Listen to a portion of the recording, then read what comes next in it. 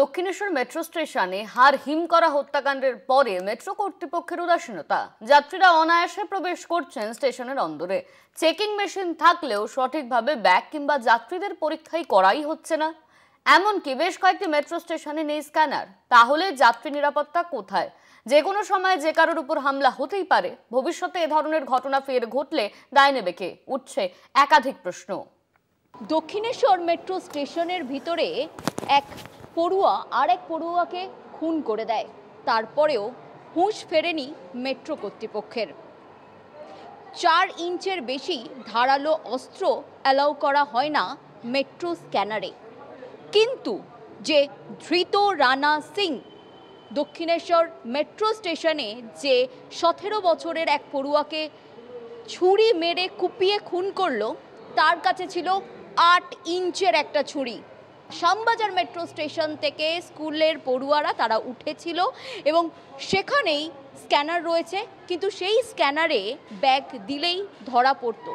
আদেও কি ব্যাগ দিয়েছিল, নাকি ব্যাগ দেওয়ার পরেও আরপিএফের চোখ এড়িয়ে গিয়েছিল?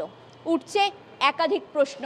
শহরের ব্যস্ত মেট্রো স্টেশনগুলির নিরাপত্তা কি আঁটোসাঁটো, নাকি শুধুই বজ্র আটুনি ফসকা গেরো? ঘুরে দেখল কলকাতা টিভি।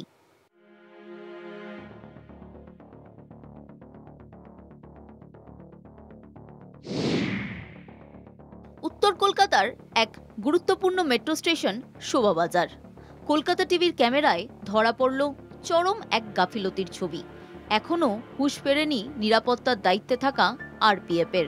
স্ক্যানিং মেশিনের দায়িত্বে থাকা এক আরপিএফ ফোনে কথা বলতে এতটাই ব্যস্ত যে পাশ দিয়ে যাত্রীরা ব্যাগ স্ক্যান না করেই অনায়াসে ভিতরে ঢুকে যাচ্ছেন।